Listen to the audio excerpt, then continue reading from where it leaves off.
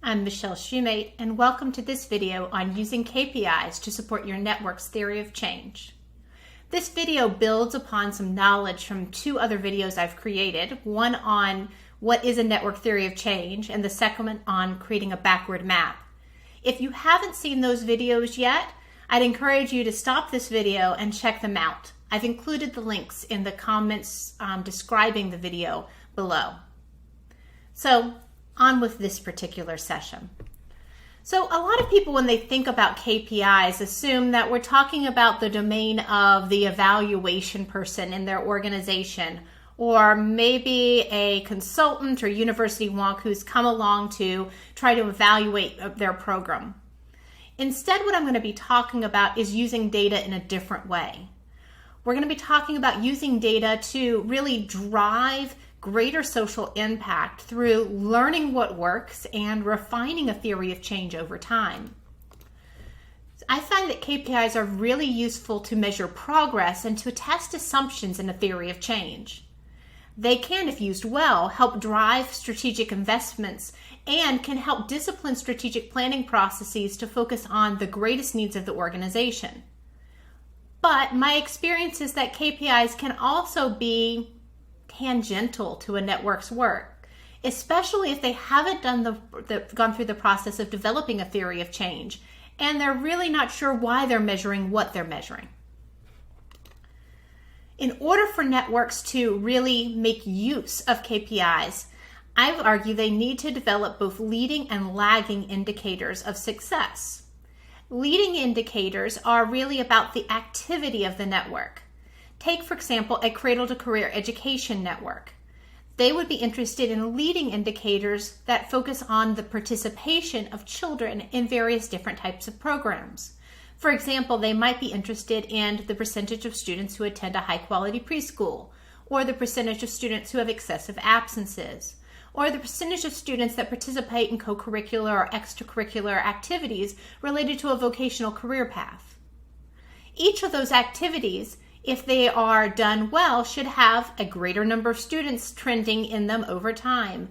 And it can help you identify when those numbers don't meet threshold marks, when there needs to be interventions around better outreach, better quality programs, or retention strategies.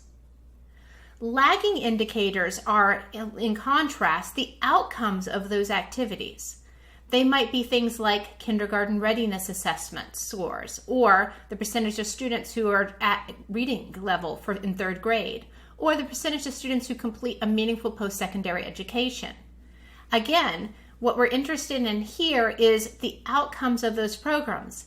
If you're not collecting that activity, those leading metrics, you're really guessing on whether or not your network's activities added up to the lagging indicators. So what I've mapped here is a pretty straightforward set of leading and lagging indicators. What I'm going to make more complicated is how do you choose? The first way that you can figure out how you should choose what your leading and lagging indicators will be is your theory of change. If you have a project-based theory of change, you're interested in the project scope and whether or not it was really the result of joint inputs from the network. Because ultimately the metric should be trying to get at whether or not the network's joint activity was really created the program. When you look at the lagging indicators, you're looking at things like regular program evaluation. Did you in fact achieve the outcomes that you said you were setting out to for your clients? But notice how those leading and lagging indicators are different for policy networks. Policy networks are focusing on campaign reach, and they're focusing on getting decision maker attention, particularly when they're doing direct lobbying. Ultimately, their lagging indicator is if you have new policies that have been enacted. Do you have any legislative wins? It's also, leading and lagging indicators are also different for the other three theories of change. Catalyst theories of change are looking at the number of groups or regions that have adopted the evidence-based program or strategy, and if they've done so with reasonable fidelity. Ultimately, their lagging indicators are talking about the success of those initiatives in the various geographies. Learning theories of change focus on whether organizations in the network are doing things differently as a result of their participation. Have they transformed their programs and services in a meaningful way? The lagging indicators would be the result of those changes for those organizations' clients over time. Finally, systems alignment often requires the most intensive data strategy available. They're focusing on leading indicators such as aligning programs and services to address concurrent needs, identifying feeder programs and programs further down the pipeline and making sure that they are aligned, and identifying gaps in services and programs that the network needs to fill.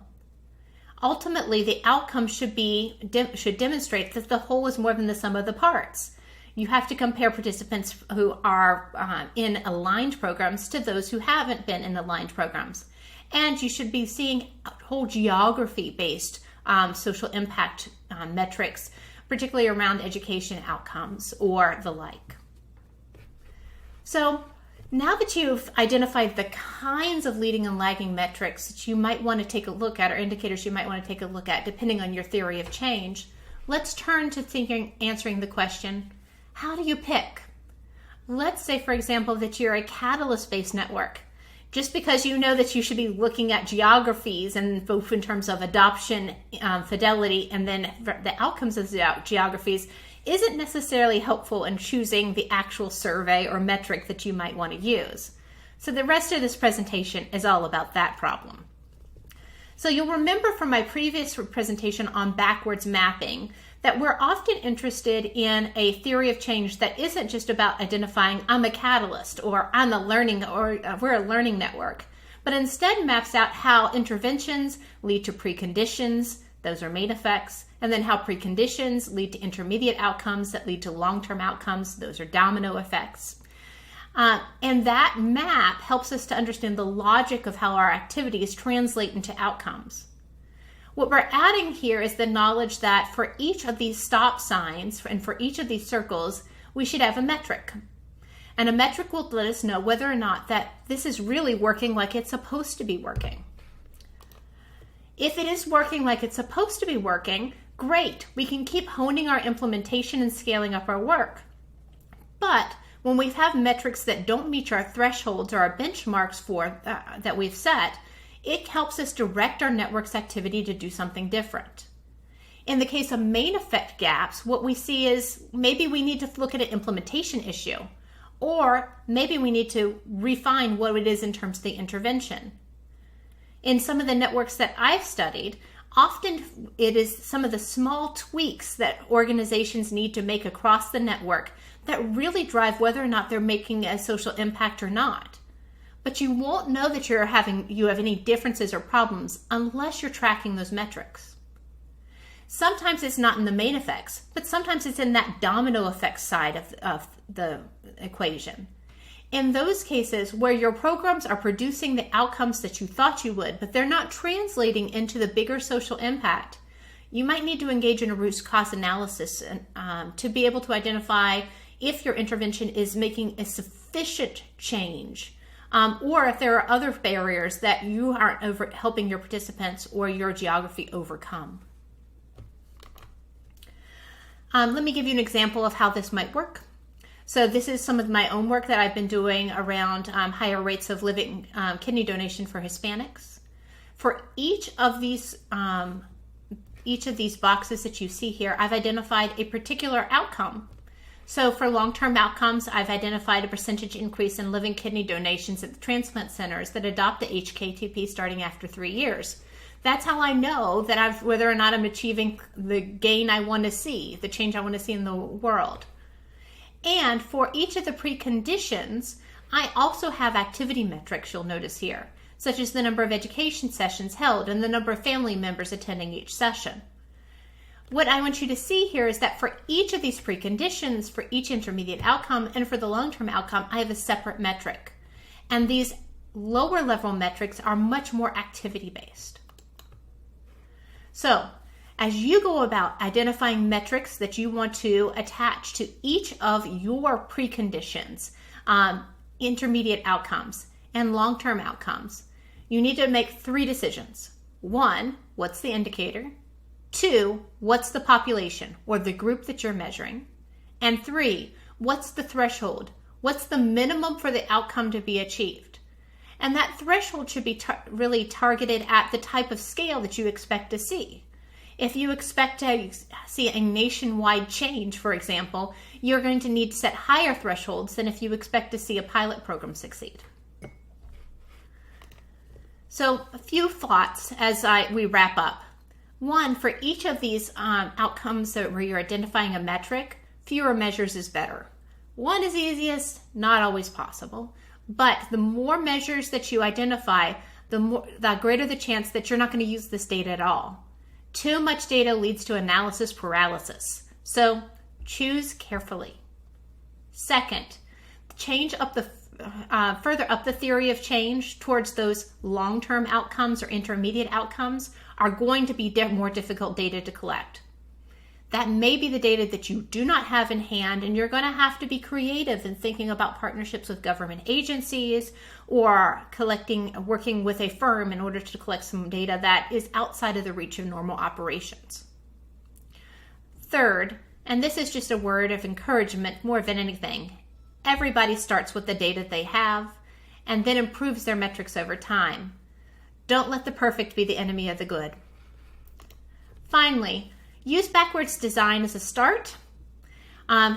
Lay out your map, start at the top, and work your way through each of your stop signs along the way so that you have each intermediate outcome and precondition associated with a measure.